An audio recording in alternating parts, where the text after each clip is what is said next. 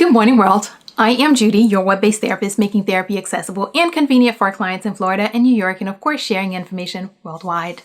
Today, I wanted to talk about 5 tips for coping with having a loved one who is an essential worker.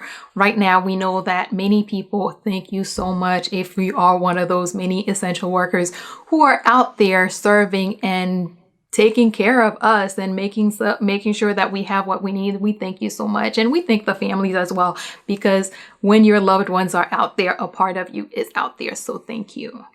Today, I'm going to talk about 5 tips for coping, 5 things to help you cope with having a loved one who is an essential worker and has to be out there in the community working while many of us have the privilege of being home. First thing you need to do is focus on getting factual information. There is that we have 24-hour news cycles, and there is so much information that is coming from so many different places with so many different people's opinions.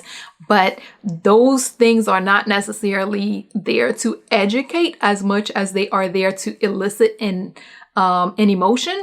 So focus on getting factual information, get data, read information that is just about what is and not somebody's opinion. You want to look at places like the Centers for Disease Control, like CDC, World Health Organization. They will provide more factual information and precautions and guidelines or whatever is needed. Your local health department, they have information, they have stats.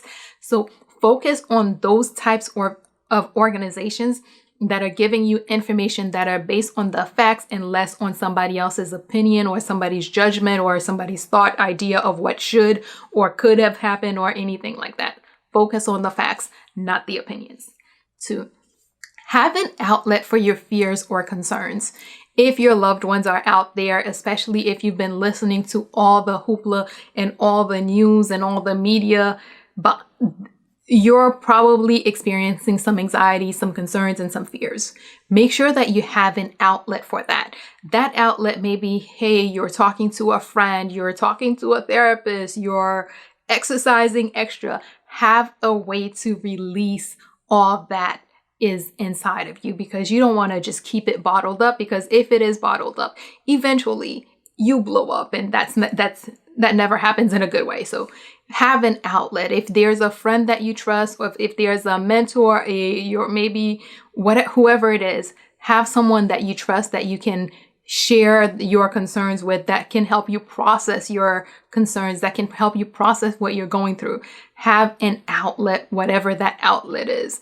I generally don't recommend that your outlet be that loved one who's out there, because more likely than not, they already have a gazillion other concerns. And while I always, especially for couples, I always say, hey, talk to your partner. This is one of those times where I might say, yeah, maybe talk to your best friend. But make sure that it's someone that's going to listen and not someone that's going to add to your fears and make it worse. Make sure it's someone that's going to help with the situation and not make it worse. 3, be deliberate about your self-care.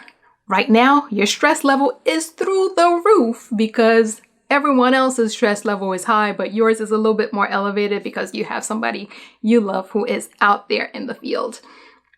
So make sure that you're doing everything self-care that you can, and actually up your self-care if you could. The exercising, do as much of it as you can. Make sure that you're getting the food, you're eating right, you're getting as much sleep as you can. Just make sure you are very strategic, very deliberate to ensure that you are taking care of yourself, because with the elevated stress level, self-care is absolutely necessary so that you don't end up, in another worse situation of being sick or something. 4, occupy your time with productive things. Don't sit around just being around. Just don't sit around lounging, because when you are not busy, when you are just idle, you have so much time to think about all the different ways things can go wrong. You have so much time in your hand to imagine how the apocalypse can happen yesterday. When you have too much time on your hand, you can imagine the craziest, the wildest, the most probably could never happen, but hey, you got time, so you can imagine all of them. Occupy your time.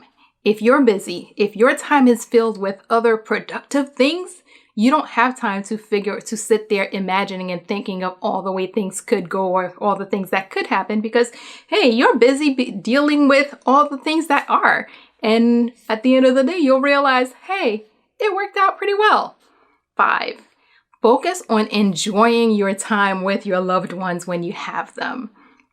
If it's your spouse, your child, or whomever it is who is an essential worker and they're out there in the field, instead of when you're around them, instead of focusing on work and things that are going on, focus on just enjoying being with them. Focus on having fun with them. Focus on experiencing and just being in the moment and enjoying that moment, that presence, that opportunity, because it makes it's so much better because it gives them an opportunity to relax and just get away from work and all the stuff they had to deal with that day.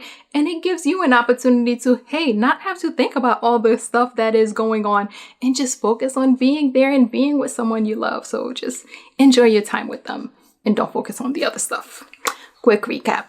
1, focus on getting only factual information and leave out the other people's opinions. CDC, World Health Organization, your local health department, great places to get actual statistics, information, and not other people's opinions. 2, have an outlet for your fears or your concerns. Talk to your best friend, talk to a therapist, a mentor, hopefully not your spouse, and giving them more, or that loved one, and giving them more concerns.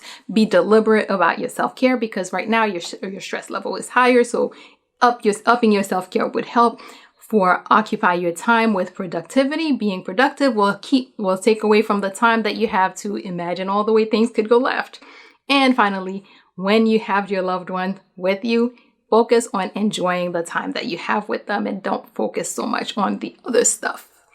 As always, if you or someone you know happens to be going through something that's more than you can handle, please remember there is a lot of help out there. Even right now, when many things are closed, there are professionals providing remote services. So figure out, like myself actually, figure out who those people are in your community and reach out and get the help that you need if you need it. And that is all we have for today. Good morning, world. Have an awesome day.